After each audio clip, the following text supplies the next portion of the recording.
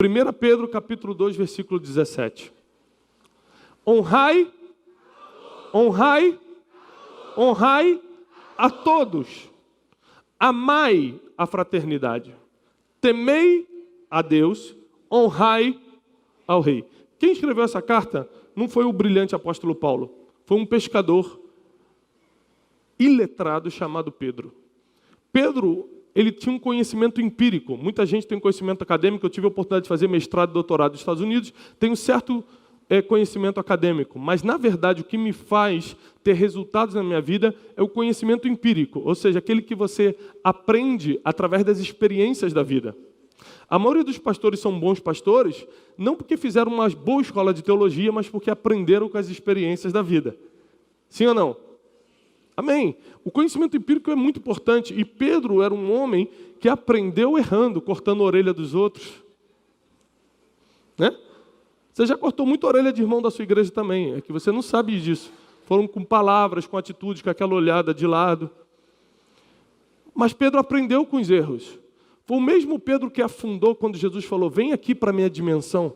Vem para onde eu estou. Vem para o sobrenatural. Pedro pisa, não aguenta isso, de medo por causa dos ventos e afunda. É o mesmo Pedro que anos depois está andando pelas ruas de Jerusalém e as pessoas estão se posicionando na sombra dele para serem curadas.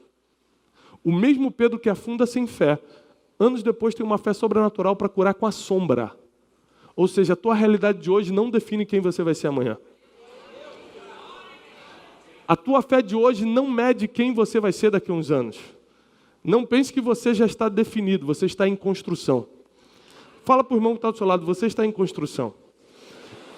E Pedro deixou empiricamente, através das experiências, esse conhecimento. Ele diz o seguinte, ó, honre a todos. Honre a todos. Honra a todo mundo. O que é honra? Vou te ensinar de uma forma simples. Você vai primeiro, eu vou depois. Você ganha mais, eu ganho menos. Come primeiro que eu espero. Honra tem a ver com gentileza, tem a ver com gratidão. Gratidão não tem prazo de validade. Tem gente que ficou 10 anos sendo ajudado por um pastor, 15 anos sendo ajudado por um líder. E quando esse líder erra uma vez, ele dá as costas e vai para outro lugar. 15 anos de ajuda, 15 anos de investimento são desprezados por uma atitude. As pessoas são ingratas e desconstroem a escada da honra, porque a gratidão é o primeiro degrau. A pessoa não consegue nem ser gentil, não consegue abrir a porta para a esposa do carro, vai conseguir honrar a esposa. Você não consegue ser gentil com teus liderados ou com o teu líder, não consegue ser grato com aqueles que te ajudaram. Eu tento ser o mais grato possível com todos que foram importantes na minha caminhada. Eu valorizo todo mundo que torna a minha vida mais fácil. Um conselho, valorize quem torne sua vida mais fácil. Anote o nome das pessoas que tornam sua vida mais fácil. Alguns acham que a sogra é uma ferramenta de Satanás.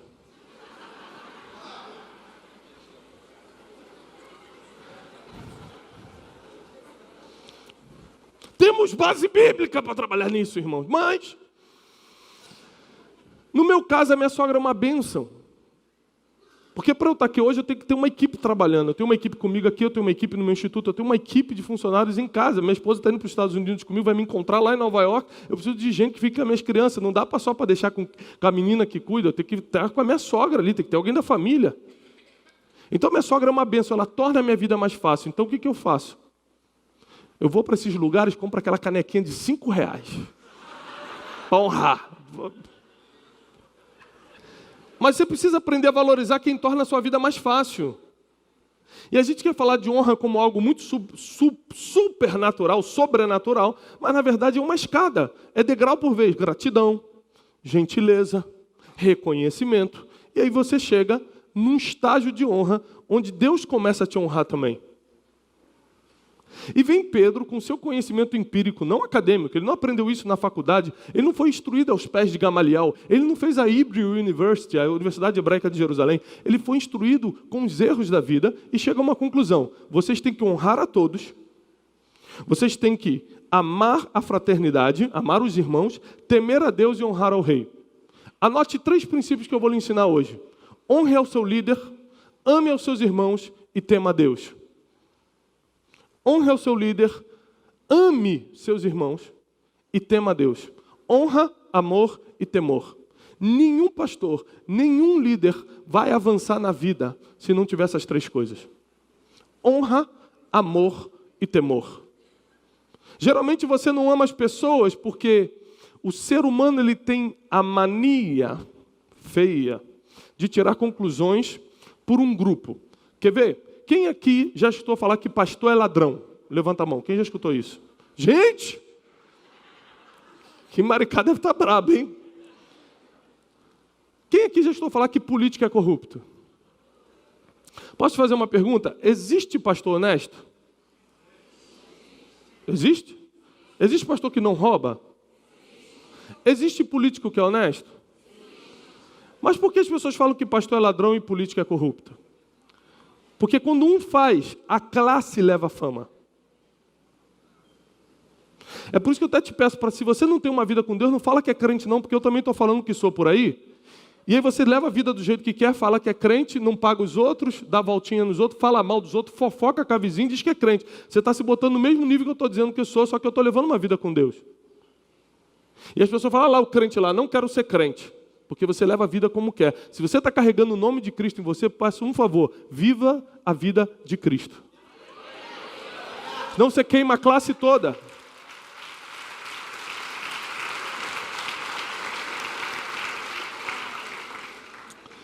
E da mesma forma que as pessoas acham que pastor é ladrão porque um roubou, que político é corrupto porque alguns são corruptos, a gente acha que toda pessoa vai nos ferir porque pessoas nos feriram. Se você parar para pensar nas tuas traições, nas tuas frustrações, nas tuas dores da vida, vieram por pessoas.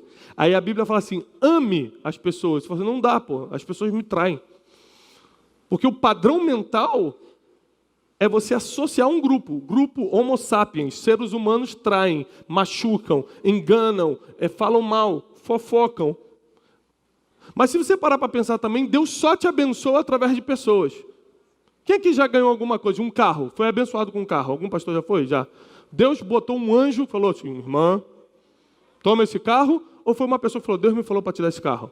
Pronto. Uma facilidade, alguma coisa que aconteceu. Deus, as mesmas pessoas que foram usadas para te ferir, para te magoar, para te trair, e outra coisa, só os íntimos traem. Os de fora só decepcionam. Para te trair tem que ter comida na tua mesa. Porque a informação é poder.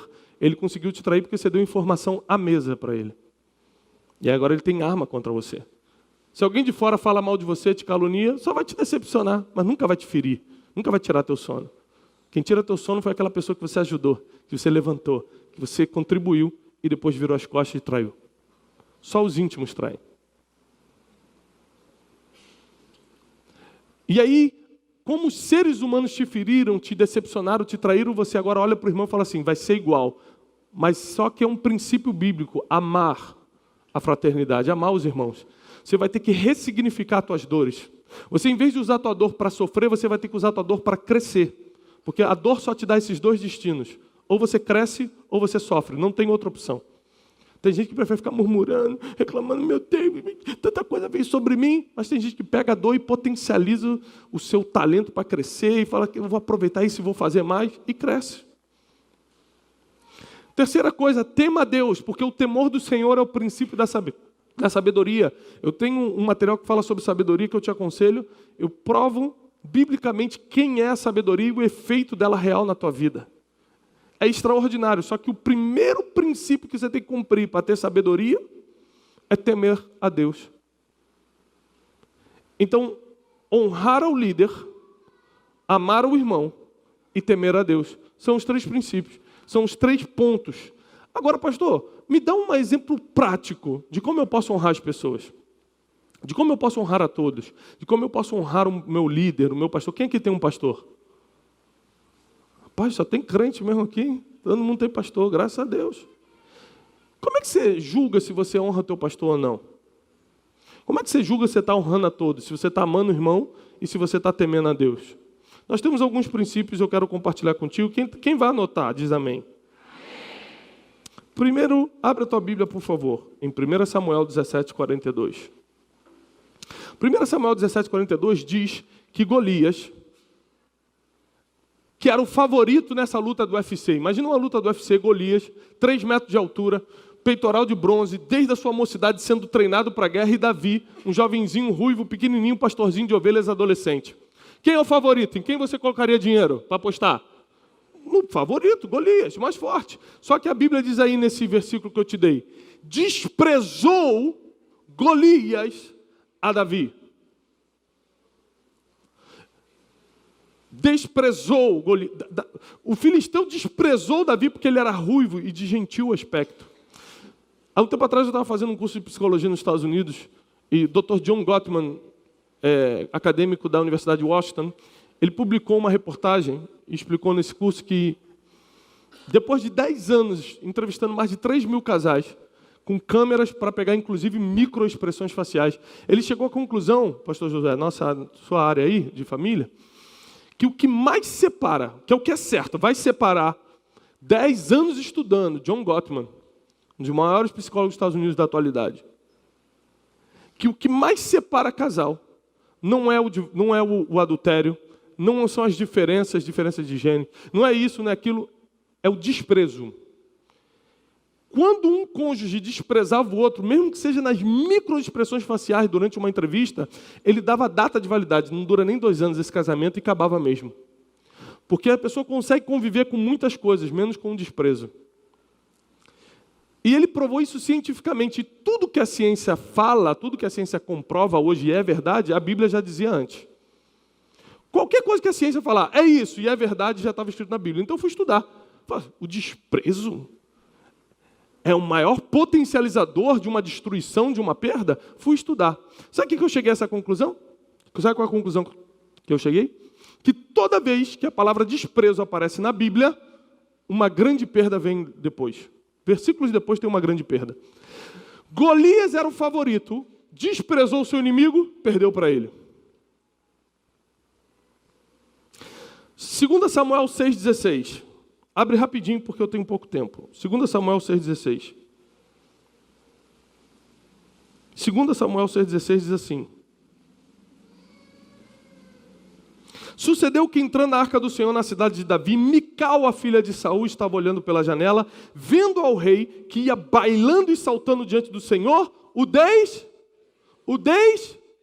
desprezou, sublinhe isso, desprezou em seu coração. Último versículo do capítulo. E Mical, filha de Saul, não teve filhos até o dia da sua morte. Davi recupera a arca, uma grande vitória. Mical, a filha do rei, que amava Davi. Davi já tinha dado várias provas de amor por ela. Para quem não sabe, Davi, quando lutou contra Golias, falou, o que vão dar? A filha do rei, eu vou. Saul enganou e não entregou.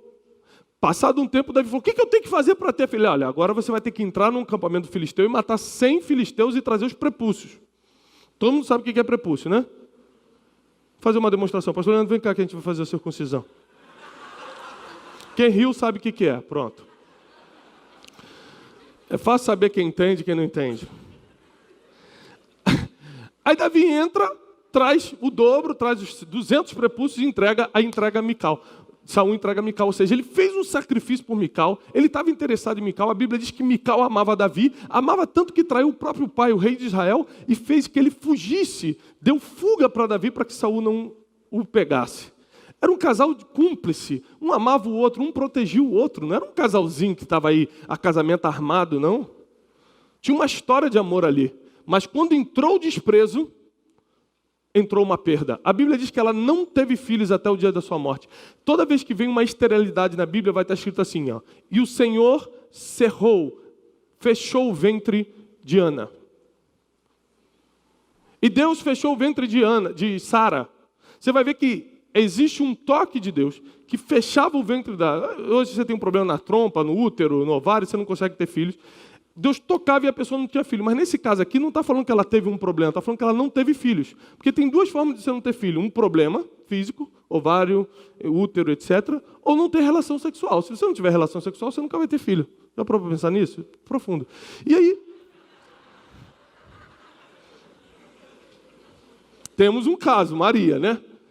Imagina hoje em dia você chegar em casa, pai, estou grávida. Que é isso? Calma, que é do Espírito Santo, pai. Mas ia apanhar muito, né? Ia ser uma festa. E se você não tiver relação sexual, você não tem filhos. A Bíblia diz que Mical não teve filhos. Mas não foi porque Deus cerrou o ventre dela. É porque quando o desprezo entrou naquele casamento, Davi nunca mais a tocou. Davi teve muitos filhos, Mical nunca mais. Nunca teve. Toda vez que entrar o desprezo no teu ministério, você vai perder. Toda vez que entrar o desprezo no teu casamento, você vai perder. Você acha que o carro que você está ruim? Experimenta a vida sem ele. Tudo que está ruim pode piorar. Você acha que o teu casamento não é tão bom? Tem mulher que fala, pastor, mas você não entende, meu marido, quando eu casei com ele, ele era um galã, agora ele está um galão.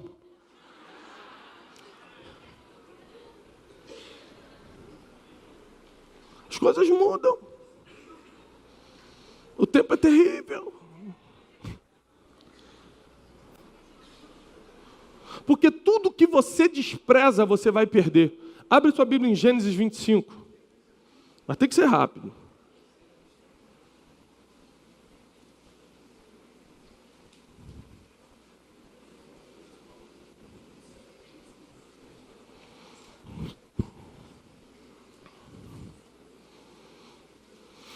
A partir do versículo 31. Então disse Jacó, vende-me hoje a tua primogenitura.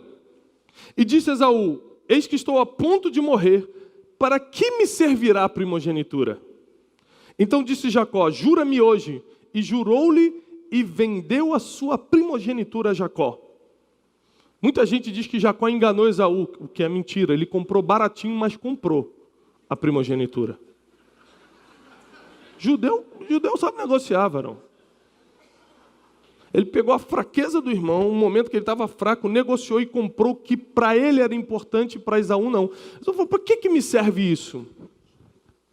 Você não consegue valorizar o que está na sua mão quando você não vê o futuro. Você só consegue enxergar o futuro com sabedoria, porque diz Jó 28:12 que a sabedoria não está disponível na terra dos viventes. Ela não está presa no tempo cronológico, ela está na eternidade. Então ela já viu quem você vai ser daqui a 5 anos. E o que está na sua mão hoje é uma ferramenta para daqui a 5 anos, mas como hoje não tem utilidade, você vende e destrói o futuro. Jacó tinha visão de futuro e sabia que para ter a bênção, para ser príncipe de Israel, pai da nação de Israel, ele precisava ser o primogênito, porque pela lei a bênção vinha com a primogenitura. Ele enxergou o futuro a ponto de lutar com um anjo, ele queria ser abençoado de qualquer maneira.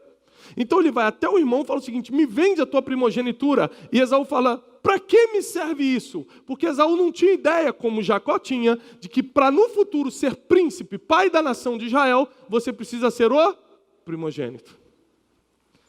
O que você tem hoje é o passaporte para o seu futuro. Você só não sabe disso. Você só ainda não pegou isso. E quando alguém te oferece um prato de lentilha por isso, você fala, é verdade, para que me serve isso? E o versículo continua dizendo o seguinte, Jacó deu pão e Esaú, guisado de lentilhas, e ele comeu e bebeu e levantou-se e saiu. Assim desprezou Esaú a sua primogenitura. Deixa eu te falar uma coisa. Tem gente que fala assim, pastor, tiraram o que é meu, roubaram o que é meu. Vou te dar uma palavra. Ninguém pode roubar o que é teu. Você mesmo entrega quando despreza.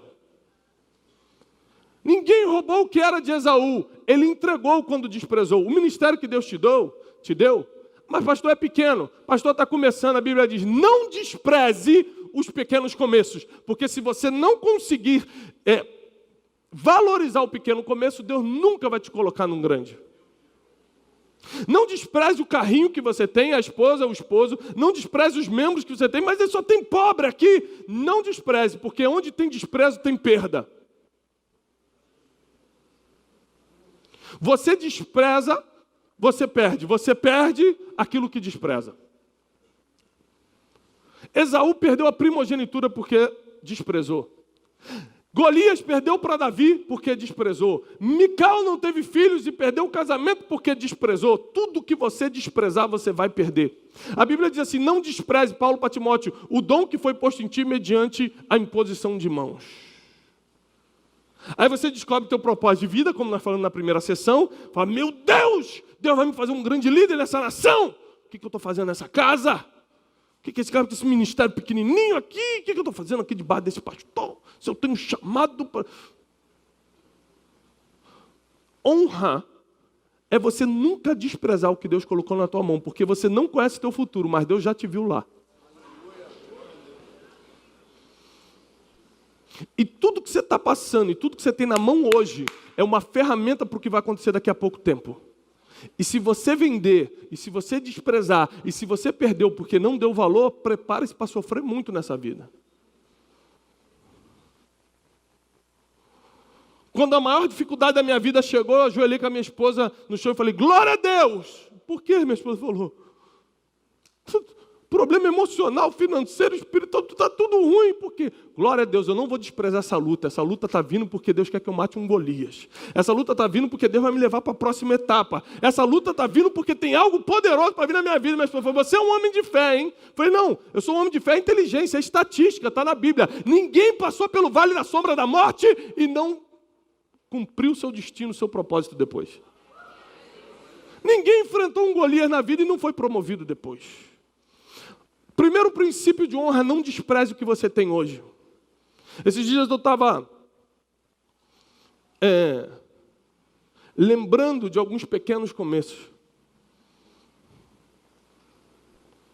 E minha esposa está falando assim, eu te admiro muito, porque a admiração é um dos combustíveis para o casamento. Eu falei, por que você me admira, amor? Porque desde que você é garoto, que eu te conheço, alguém te chama para ir dar uma palavra para 10 pessoas... Você vai ter que pagar para ir, você vai lá e faz com a mesma paixão que você fez hoje para 15 mil. Foi mesmo, você sempre foi assim. Porque Deus só pode te colocar, não sei se é para mim, mas profético aqui. Deus só pode te colocar num alto lugar se você está sendo fiel no pequeno. Você não vai encontrar ninguém na Bíblia que nasceu grande, quem nasce grande é monstro.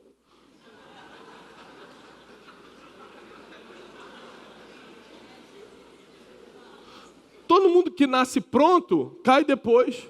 O primeiro Adão nasceu pronto. Na primeira tentação se entregou. O último Adão nasceu de uma barriga, foi crescendo, passou pelos processos da vida, viveu o dia a dia. Quando veio a tentação, ele falou, não! Veio a segunda, não! Veio a terceira, não! E Deus lhe deu o nome que está sobre todo nome. O nome que é exaltado nas alturas, porque os processos da vida formam o teu destino. Não queira ser pronto, queira ser treinado, processado por Deus para o tempo que Deus está trazendo na tua vida. Não despreze os pequenos começos, não despreze o dom que há em ti. Pastor, ministro que está aqui, líder que está aqui, Deus te deu o dom de cura e você não usa, saiba que você vai perder. Deus te deu o dom de profecia e você tem medo de profetizar, tem vergonha se eu errar, saiba que você vai perder. O que você despreza, você perde. Esse dia eu estava num avião, estava com um pastor da Guatemala, e aí eu sentei do lado dele, um pastor forte, a gente começou a conversar, pastor, quando eu olhei para o lado tinha uma menininha, muito magrinha, quase morrendo, com o cabelo raspado, uma máscara, e eu olhei, a gente não gosta de enfrentar a dor dos outros, né? Eu já virei as costas, comecei a conversar com o pastor, e aí Deus, o Espírito Santo veio e falou para mim assim, se Jesus estivesse nesse avião, ele estaria sentado desse pastor famoso, do lado desse pastor famoso, ou do lado da doente ali? Eu falei assim, pô, o Espírito Santo é chato, porque você só quer ficar quietinho. Quer ficar quietinho aqui. E aí o Espírito Santo, você já reparou que depois que você se converte, você nunca mais peca em paz? O Espírito Santo te perturba, meu Deus, vou ter que fazer um negócio.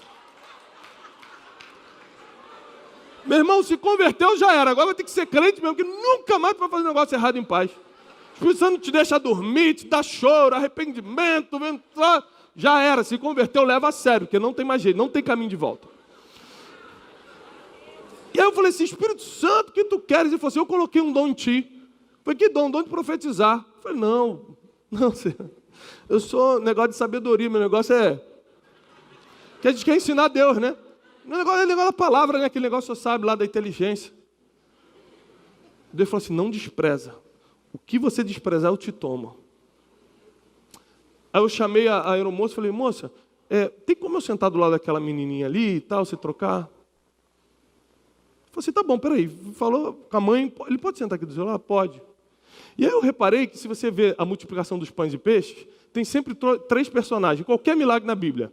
Quem vai fazer um milagre, quem vai receber o milagre, quem vai facilitar o milagre. São 3 personagens no milagre. Deus me deu ali a incumbência de fazer um milagre, tinha uma menininha que precisava e a aeromoça foi a facilitadora do milagre. Aquela menina escrava em Israel na casa de Naamã. Naamã precisava do milagre, tinha profeta em Israel que podia fazer o milagre, e a menina escrava venceu seus problemas emocionais, porque ela era escrava. Falou, tem um homem que pode resolver teu problema, você me oprimiu, você está aqui como escrava, mas ainda assim. Amar a fraternidade. Terceiro ponto de hoje, segundo ponto de hoje. Tem um profeta que pode resolver seu problema. Porque tem bênção para quem faz, para quem recebe milagre e para quem facilita milagre. Qual foi o último milagre que você facilitou? E aí a aeromoça facilitou o milagre, sentei do lado dela e falei, qual é o seu nome? Ela falou assim, meu nome é Isabela. Quantos anos você tem? 8. Aí a idade da minha filha, eu falei, ai meu Deus. O que ela tem, mãe? Tem câncer terminal na medula. Eu falei assim, ela vai ser curada. A mãe dela falou assim, o que é curada? Eu falei assim, totalmente curada, não vai ter mais problema com isso. Por quê? Eu falei assim, porque ela cruzou o caminho de um profeta. Ninguém pode passar pelo caminho de um profeta e sair da mesma forma que chegou. Eu não tenho um ofício profético, eu não vou sair profetizando. Deus só me mandou fazer aquilo e eu não posso desprezar a voz de Deus. Ela baixou a máscara e falou assim para mim, quem é você? E a mãe começou a chorar. Eu falei, o que houve? Ela falou, é porque ela não falava.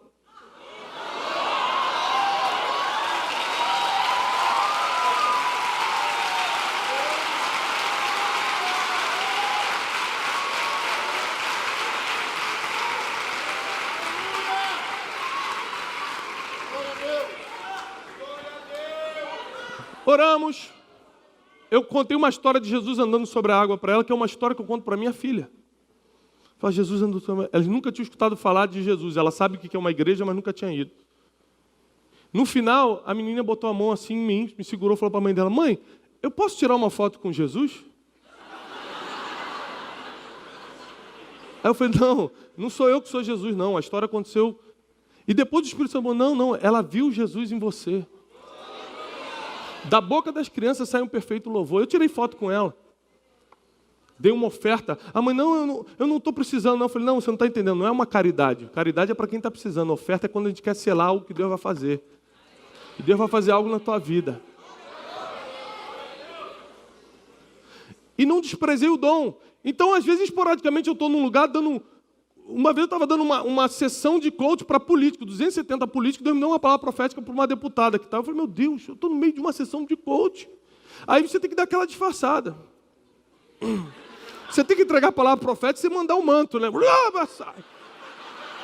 Você quer dar o helicóptero voador, mas, meu Deus, tem que entregar essa palavra. E aí cadê seu marido? A mulher... Como assim, meu marido? E aí eu comecei, como se eu estivesse dando um conselho de mentoreamento, dar uma palavra profética para ela. Ninguém entendeu. Ela começou a chorar, ela entendeu, porque a palavra era para ela. Ninguém falou assim, olha, que conselho estranho que ele está dando. Na verdade, era uma palavra profética. Quando Deus te chama para uma coisa, Ele vai te usar em qualquer ambiente, em qualquer lugar. Não despreze o que Deus colocou em você. O dom, o talento, o ministério, o carro, o casamento, o dinheiro que você está no bolso hoje foi Deus que colocou aí. Você perde o que despreza, você multiplica o que valoriza. Segundo e último princípio. Eu encerro agora.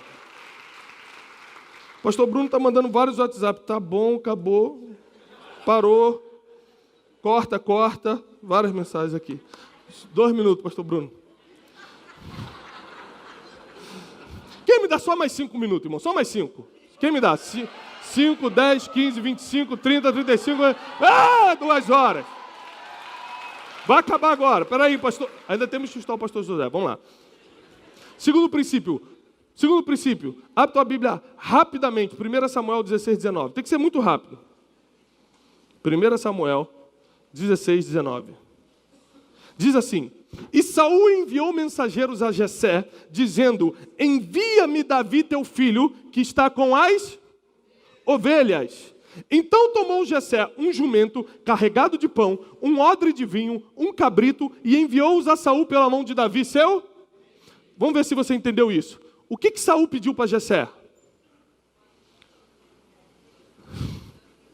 Turma está fraca hoje. Opa, muito bom, irmão. O que Saul pediu para Jessé? Para enviar Davi. Ele pediu Davi para Jessé. O que Jessé enviou para Saul? Davi, um cabrito, um odre de vinho e um jumento carregado de pão. Ele pediu uma coisa, Jessé mandou 4. Jessé foi um padrão, porque nós precisamos de referências humanas. É por isso que o apóstolo Paulo fala, sede meus imitadores. Esse negócio que a gente fala hoje assim, ó, não olha para mim não, olha para Jesus, é só uma desculpa mau caráter para a gente viver a vida que quer e mandar olhar para Jesus para não se decepcionarem com a gente. Porque o apóstolo Paulo, biblicamente, fala, olha para mim, porque eu vivo uma vida com Cristo. Você vai aprender a andar com Cristo comigo.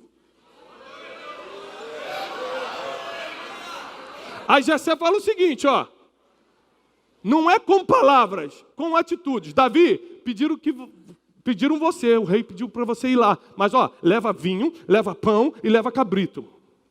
Davi entendeu que tinha que fazer mais do que era pedido. Porque fazer mais do que é pedido é um princípio imutável da palavra. Abre tua Bíblia em Lucas 17. Tem que ser correndo. É um princípio de honra.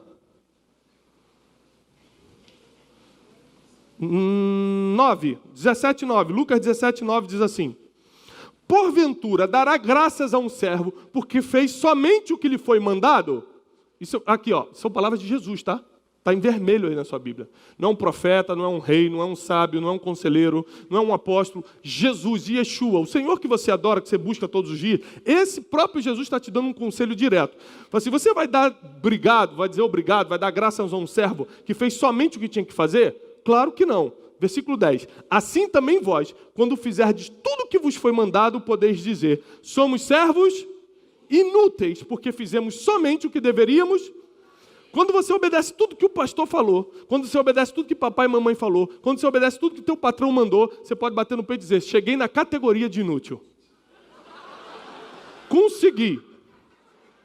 Porque você só fez o que foi mandado. Numa empresa só se destaca, quem faz o que é pedido, recebe o salário por isso. Quem faz mais do que é pedido, o patrão bota o olho nele, é o próximo a ser promovido. Quando te pedir uma água, traz água, cafezinho e um pão de queijo, irmão. Porque só é promovido quem faz mais do que é pedido. Davi, oi, você quer minha filha? Quero. Vá lá e mata 100 filisteus. Eu vou. Matou 200. E trouxe 200 prepúcios, está aqui. Aí vem a Bíblia e fala assim, se alguém te obrigar a caminhar 1 milha, vai com ele o dobro, 2. Sabe por quê? Porque quando Deus te pede alguma coisa, o mínimo que Ele está esperando é que você faça o dobro. Porque o princípio de honra é, se o pastor me pedir para lavar o salão, eu vou lavar o salão, os banheiros e a sala pastoral. Porque fazer o que todo mundo pode fazer? Esses dias eu cheguei na igreja e meu pastor deixou o carro ligado. A chave eletrônica, ele saiu, não prestou atenção, entrei na reunião, falei, pastor, só deixou o carro ligado. Ele, rapaz, desliga lá para mim. Quando eu entrei para desligar o carro, eu vi que o carro estava na reserva e sujo. Peguei o carro, levei no posto de gasolina perto da igreja, mandei lavar, enchi o tanque e devolvi. Aí mantei a chave. Quando acabou a reunião e foi embora, ele falou, ué, o que houve? Eu falei, pastor, se o senhor pedir para o porteiro lavar o carro, se o senhor pedir para o porteiro fechar o carro, ele vai fechar? Vai. Se você pedir para um mendigo na rua, faz um favor, fecha esse carro para mim, ele fecha? Fecha. Então, se eu faço o que todo mundo pode fazer, como é que eu vou ser honrado nesse lugar? Como é que eu vou ser promovido se eu sou igual a todo mundo? Se o senhor me pedir para fechar o carro, eu vou lavar, vou encher o tanque e ainda vou dar uma moralzinha na roda. Só dá para falar no Rio, uma moralzinha na roda, porque lá fora ninguém entende, São Paulo não entende essas coisas. Porque quem faz somente o que é pedido não conhece o princípio de honra. Quando o teu pastor te pede uma coisa, traz um visitante domingo, traz 5, irmão. A gente entrou numa campanha na igreja, o pastor falou, reuniu alguns pastores e falou assim, nós precisamos levantar 5 mil reais de cada um para a obra que a gente vai fazer agora nessa situação.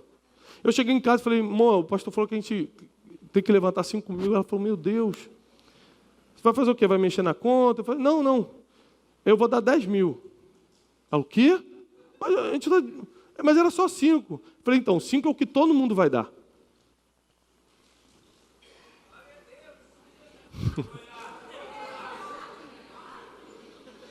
Inútil, esse título eu não vou carregar. Porque eu sou um homem de honra. Eu honro meu líder, eu amo meus irmãos e eu temo a Deus. Eu não desprezo nada do que Deus me deu e eu multiplico tudo aquilo que eu valorizo. eu faço mais do que me é pedido. Pediram para Davi levar um saco de pão para a guerra e ele voltou com cabeça de gigante na mão. Quem sabe fazer mais do que é pedido não fica na mesma posição que está hoje. Deus te trouxe aqui, eu quero encerrar com isso. Porque Ele quer que você honre teu líder, ame os teus irmãos e tema a Deus. Isso vai acontecer através de várias chaves, eu quero te dar só 2. Não despreze o que você tem e faça mais do que é pedido. Não despreze o que Deus colocou na tua mão e faça bem mais do que é pedido. Quando Deus está te pedindo alguma coisa, o mínimo que Ele está esperando é o dobro. Vai com 1 milha, vou 2. Traz sem prepúcio, trago 200. Me manda Davi, não. Eu mando Davi um cabrito, um odre de vinho e um burrinho com pão. E verão aqueles que servem a Deus e os que não servem a Deus. A tua liderança, pastor Bruno, vai ser reconhecida, porque você sempre vai fazer mais do que é pedido. A liderança de vocês será reconhecida porque vocês vão honrar o que tem, não vão desprezar o que tem, e vão sempre fazer mais do que é pedido. As pessoas vão dizer, esse é diferente, só pode ser crente. Nós vamos mudar a cultura de como nos veem aí fora. Esse aí só pode ser da unção do crescimento, porque, eu pedi só para ele levar o carro ali, ele lavou o carro, encheu o tanque, me devolveu completo, como é que pode isso? Nós vamos começar a servir as pessoas porque amamos as pessoas. Não importa as pessoas que nos feriram, o que importa é o que o princípio da palavra diz. Nós vamos amar as pessoas vão amar ficar perto da gente. Nós vamos fazer as pessoas serem melhores. Ninguém vai passar pela nossa vida e sair da mesma forma que entrou. Ninguém! Ninguém vai passar pelo teu ministério e sair da mesma forma.